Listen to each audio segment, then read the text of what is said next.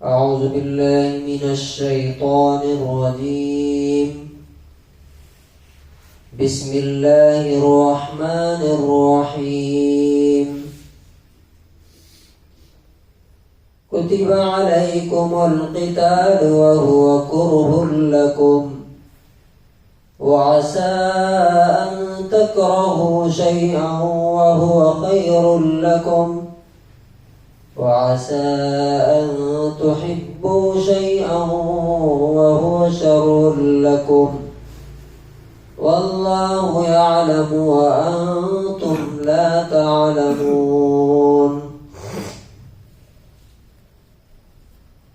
سورہ بقرہ سورہ نمبر 2 آیت نمبر 216.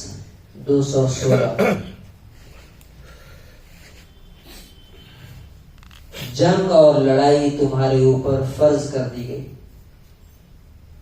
حالانکہ وہ تمہیں پسند نہیں ہے، اور ہو سکتا ہے کہ کوئی چیز تمہیں پسند نہ ہو لیکن وہ تمہارے لیے بہتر ہو،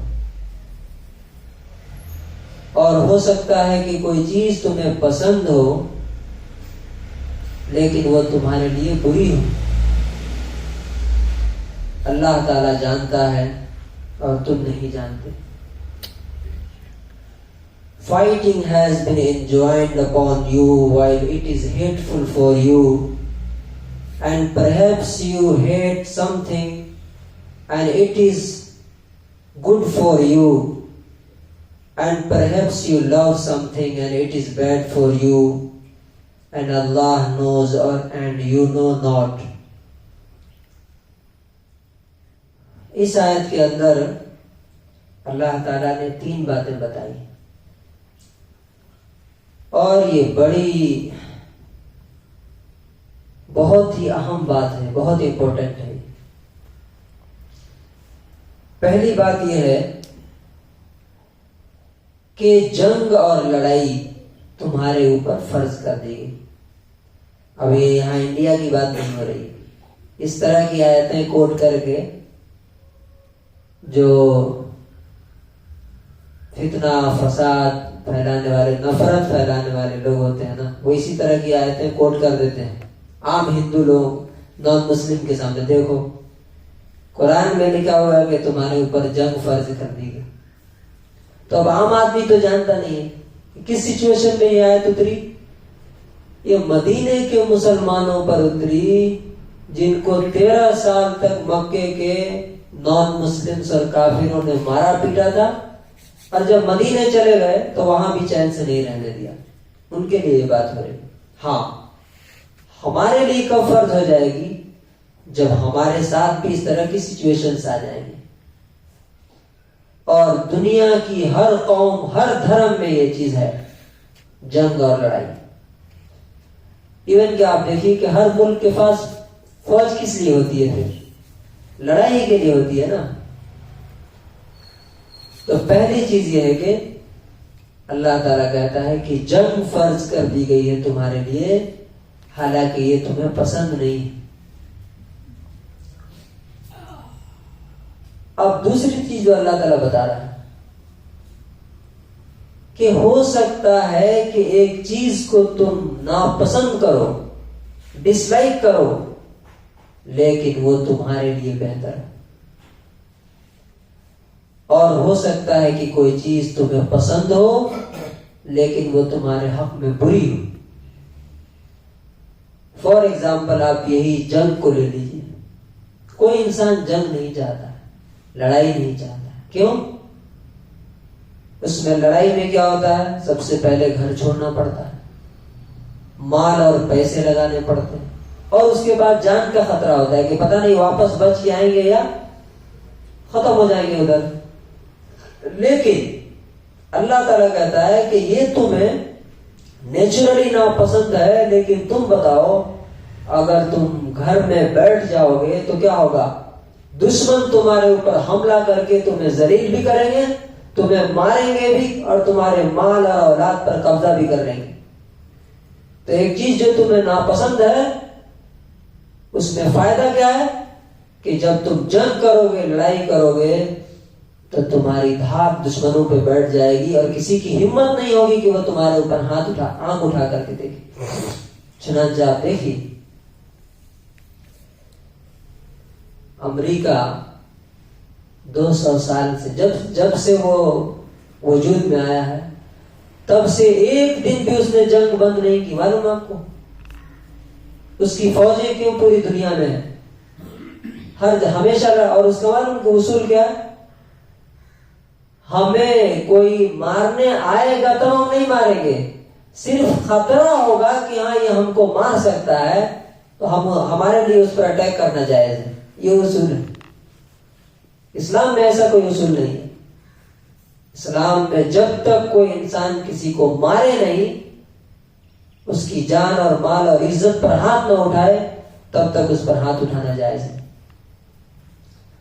اب اس اصول کو آپ اپنی پوری زندگی پر اگر امپلیمنٹ کریں گے، ہر جگہ یہ آیت آپ کو تسلی دے گی. مثال کے طور پہ ہم جیسی صحت چاہتے ہیں ویسی صحت نہیں ملی.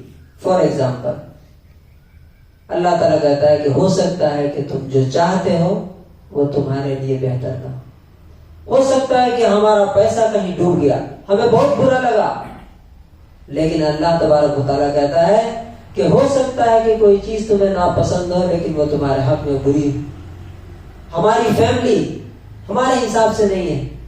اللہ تعالیٰ کہتا ہے کہ ہو سکتا ہے کہ کوئی چیز تمہیں ناپسند ہو لیکن وہ تمہارے حق میں بہتر.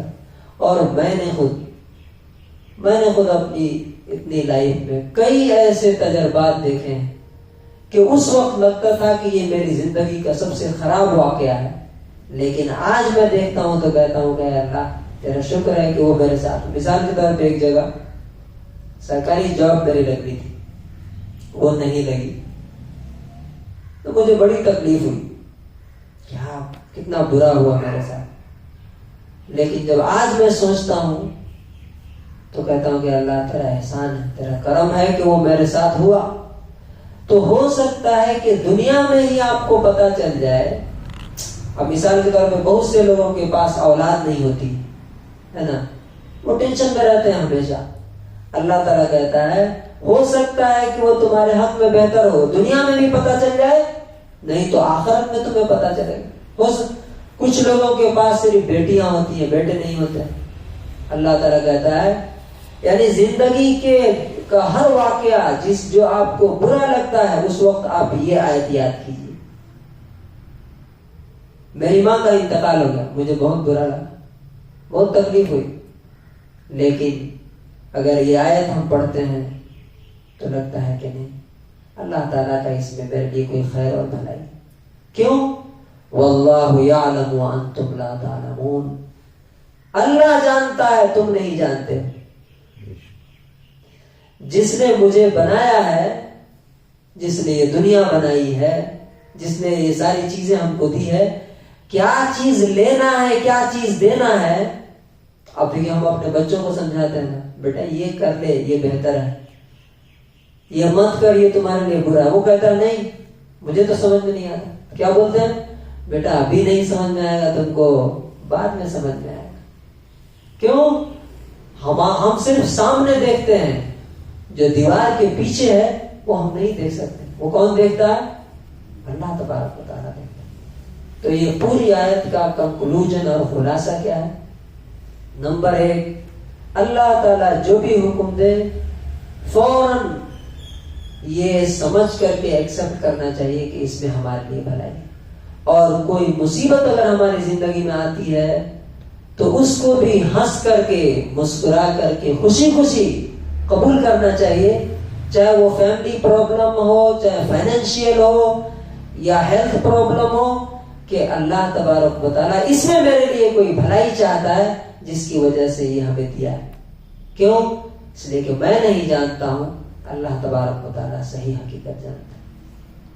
اللہ تعالیٰ سے دعا ہے کہ اللہ تعالیٰ ہمیں یہ ایمان نصیب فرمائے اور اس کے فیصلوں کے سامنے اپنے آپ کو جھکا دینے کی توفیق نصیب فرمائے.